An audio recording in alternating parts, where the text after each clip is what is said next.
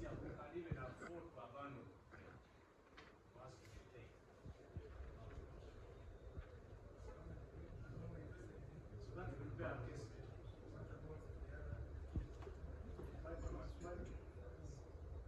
One of the others are available. If my Lord,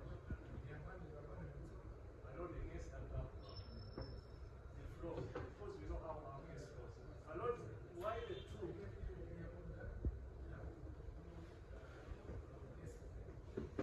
My Lord, you made a note that we should come as an excess.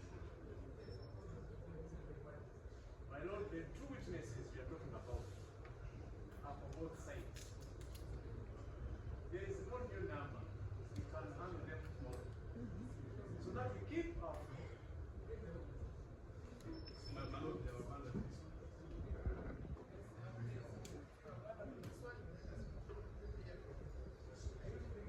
Yeah, my Lord. My Lord, we've abandoned there. It affects the flow of our case.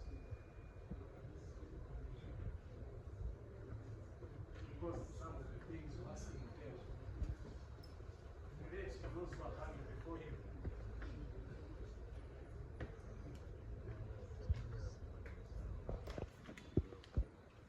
My Lord, the questions you're asking there are flowing from the three witnesses.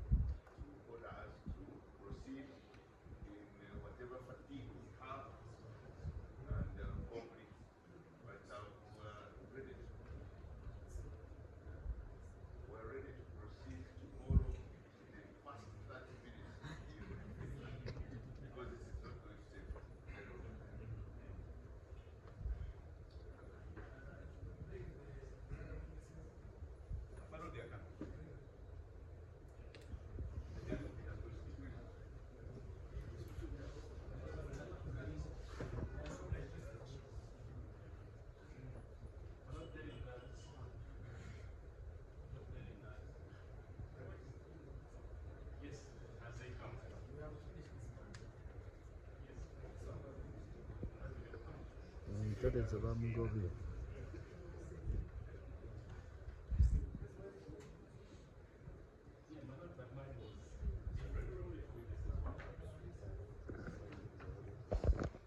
The order was he produces them today. Upon failure to produce a witness today, it follows that the evidence will be excluded.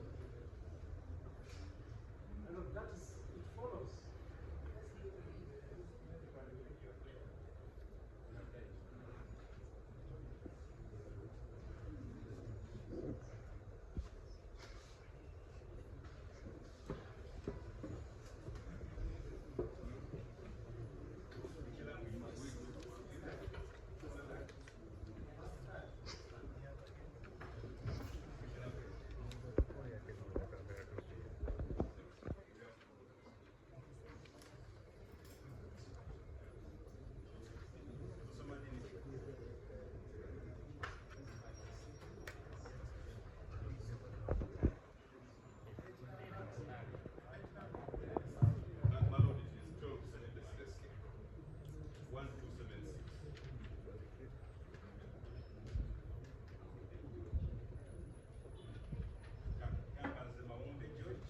Bamubuuza George, ndayira mu linnya lya Katonda obujulizi bwe ngenda okuwa ngenda kuwanga bwa mazima nga temuli mu bulimba.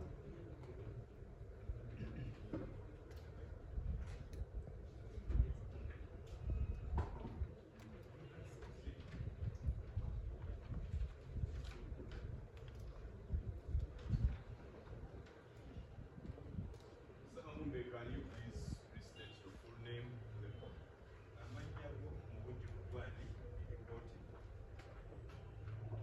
Nze Mahunde George William. How old are you? Nina emyaka 35. Where do you reside? Era mu Kiganda Kawempe 2.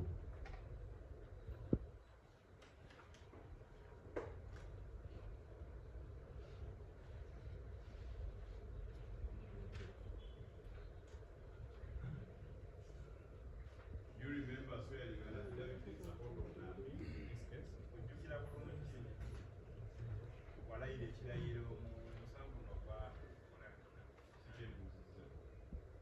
My question was, do you remember swearing an affidavit in support of Nambi?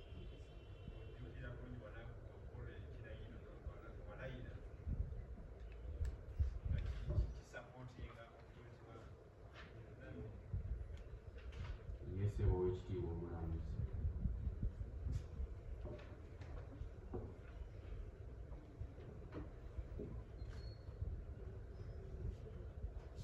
That affidavit that I've shown you, is that the one?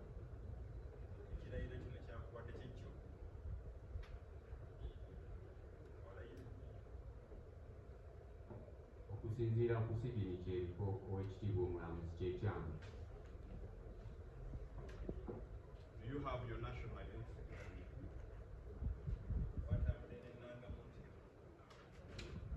Ssebo w'ekitiibwa omulamuzi. Can we have a look at it?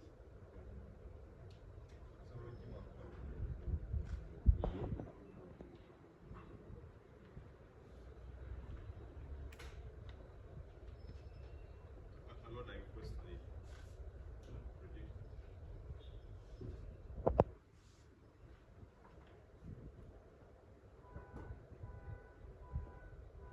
I want to see a signature. Who has the signature?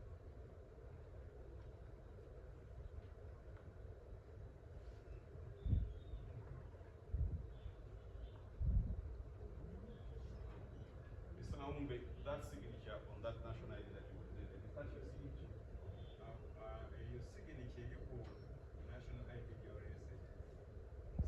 Za Bayibuli n'eziramu ebigambo by'ayogera era bye bino wammanga. Do you also remember swearing a second affidavit now in support of Islam?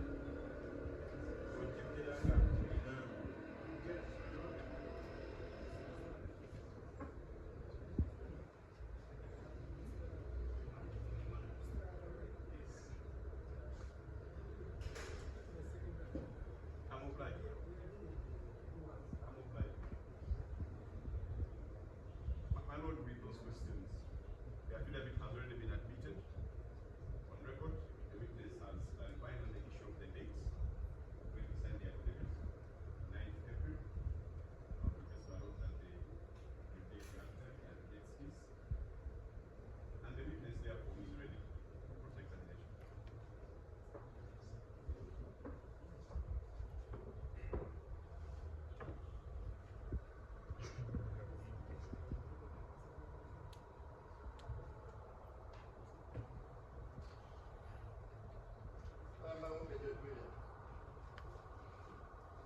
Have you ever seen me before? You can look at me.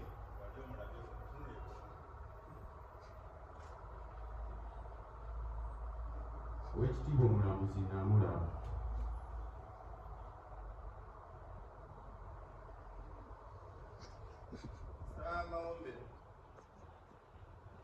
When and where did you see me?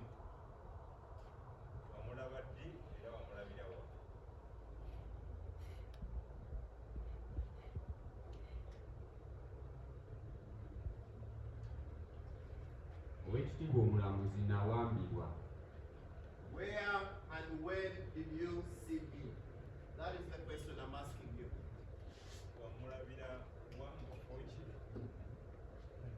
Mu Kiganda zone.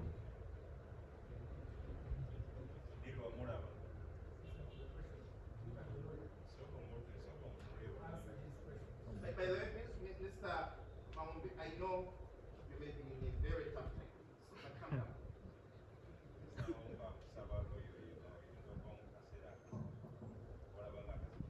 And nothing will happen to you. And nothing will happen to him. Only the truth shall set you free, George William, Son of God.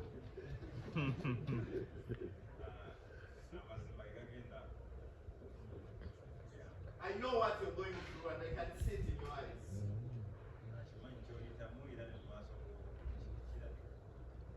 But your God and the truth will set you free.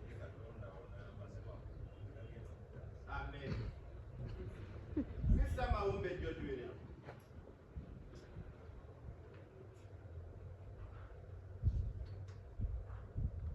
Am I your neighbor?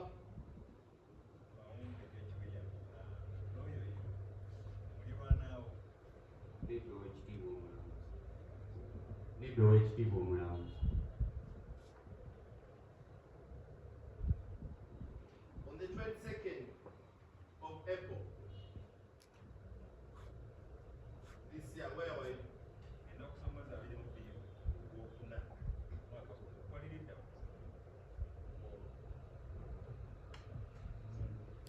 Oweekitiibwa Omulamuzi nsaba kunziriramu. On the 22nd of April, I'll even be clear, on the 22nd of April 2025, in the afternoon, from 2, where were you?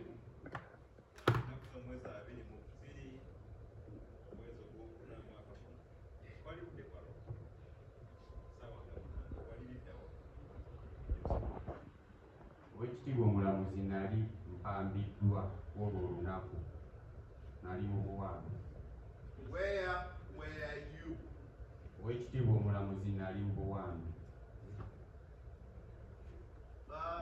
My question is, where were you on the 22nd of April in the afternoon from 2 p.m.?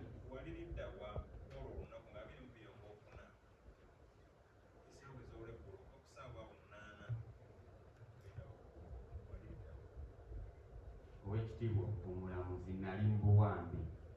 Where? Simanyiiwo naye nali mu buwambe. Ekifo sikimanyi, nali mu buwambe. Mr. Maumbe. Mr. Maumbe. Oweekitiibwa Omulamuzi. On the 22nd of April 2025 in the afternoon, you were at some offices on Uganda Road, and that place has CCTV cameras. First planted for him.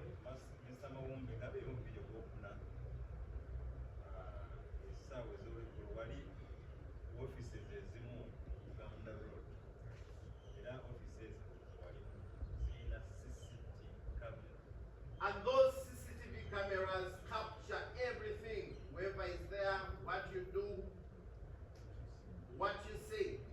Are you comfortable that we can stand over this matter, bring those CCTV cameras for you? Then we continue.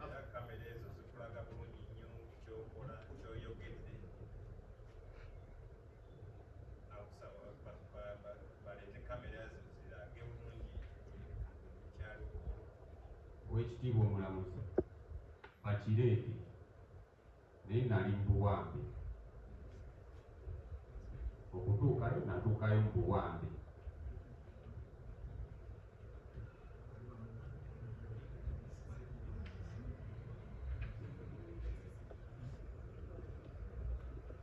So, before I go to the other issue, I want you to clarify to God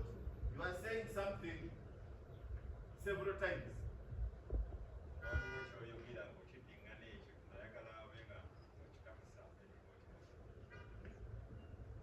And before I ask my next question, I want to ask you, how many times have you lied today?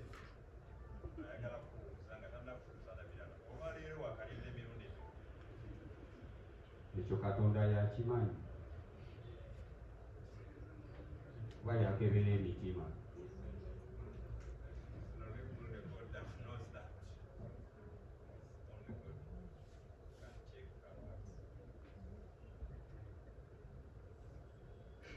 I also want to inquire from you.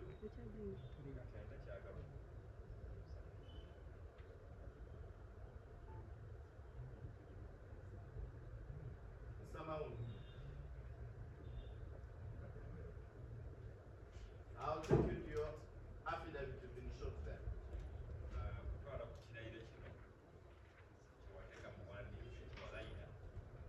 We go to your affidavit there. What's your level of education? Owekitiibwa omulamuzi nakoma mu kyakusatu.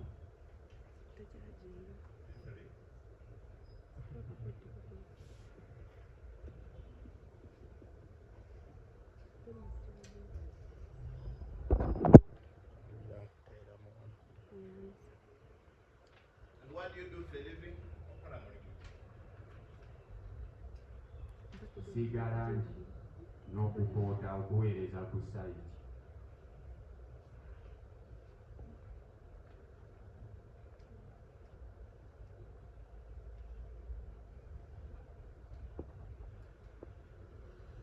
I'll refer to your paragraph 2. Bakiza ku Kirinton. Nalonda ku Kirinton polling station nga nkozesa ndagamuntu yange. So this is not evidence of your voting, is it so?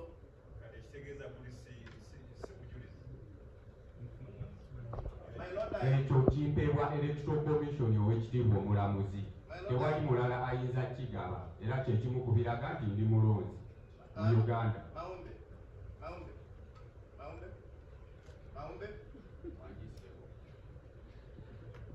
Come back to me. My Lord, I would pray to have this voter location slip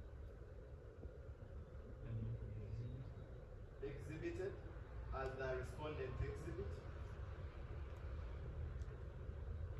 Has been positively identified by the witness, who is the author, who is the owner of the same, and owned by him.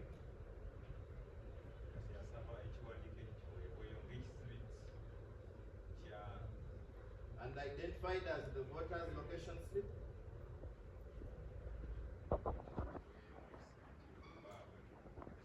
We shall accordingly submit on it later.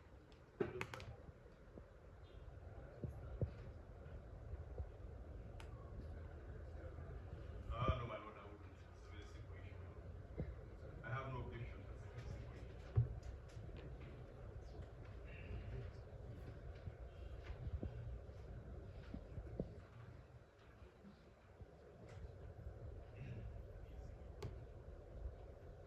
On the 13th of March,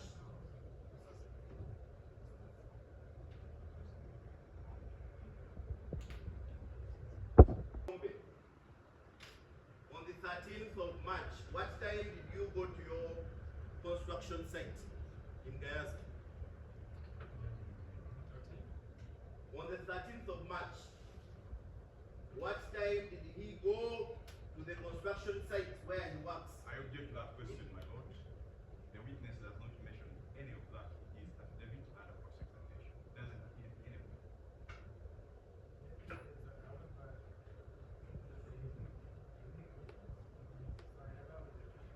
I'm obliged, madam. Supply my Lord. Samamumbe.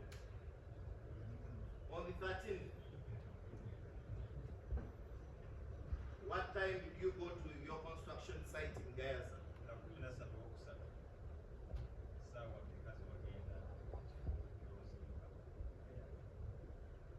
Owekitiibwa omulamuzi olwo olunaku lwali lunaku lwa kulonda. Nakeera ku polling station yange wennondera ku ssaawa 4 ez'emisana. So, I'll ask you my question once again. You know, you said your question. I know you know what you are told to say. Please wait, you will say it at that time. My question was very clear.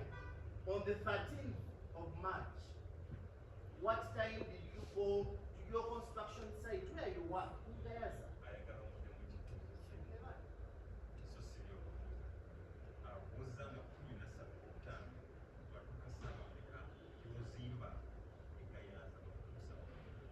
Owekitiibwa omulamuzi olwo olunaku lwali lwa kulonda saagendako ku sayiti yonna. Ne Gayaza gy'ayogerayo siinaayo sayiti. Saalinayo sayiti mu ebyo ebiseera lunaku lwali lwa kulonda nagenda kulonda. Okay. You got your paragraph?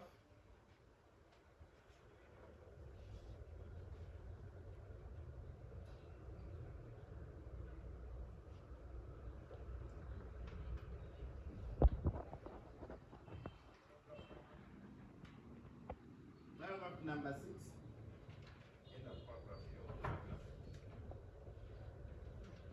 You met Kawempe Division Councillor Ben Ntalebukasa.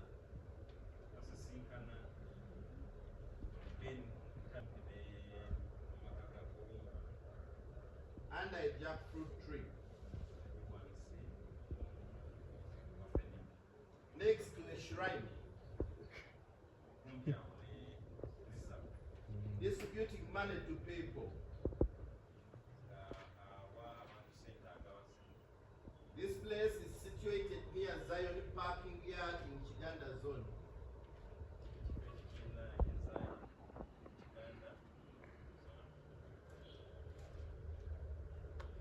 So,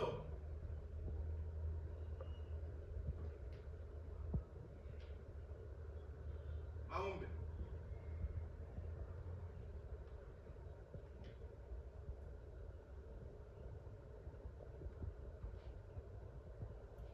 How far is this particular place from the polling station where you are?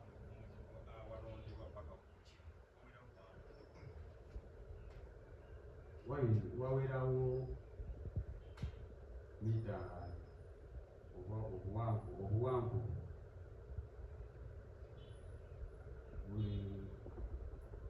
buwera ekitundutundu kya mayiro okuva we nasanga Benitale ng'agaba essente kuva ku polling station we namusanga nga nziruka ekyojamubiro ekyali kidde. Half a mile, is that about 500 meters?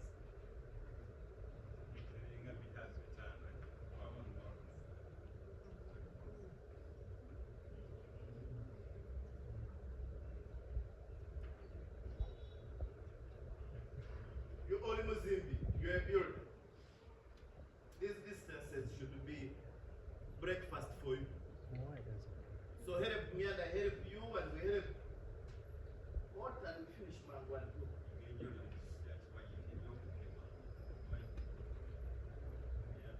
Owekitiibwa omulamuzi njigabiyidde eti ndimuweereza mu kuzimba gwe bayita omukoota. So, how long have you spent in Wigan pottery? Yeah, learning potting. How long have you spent learning?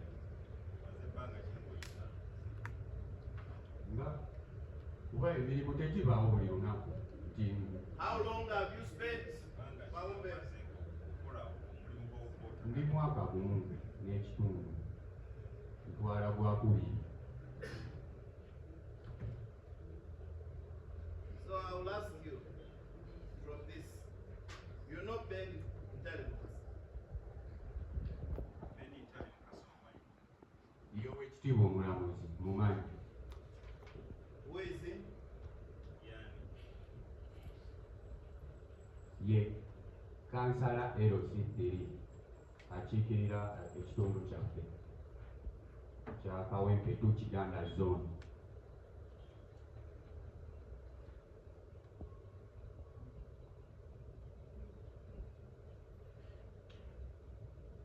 In your paragraph 7, you are saying, I'll come back to your pen, Mutale.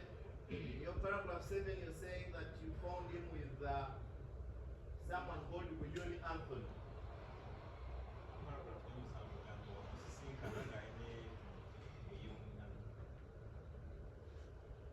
Yo ekitiibwa omulamuzi n'abavubuka abalala.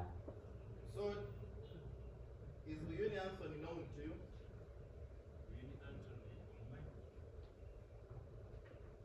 Mumanyi ng'omuvubuka w'okukyalo era mumanyi ng'omuvubuka w'okukyalo. So,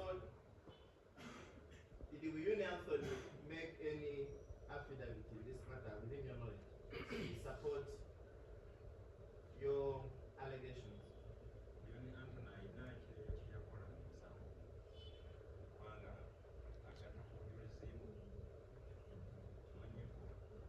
Nedda ow'ekitiibwa omulamuzi talina.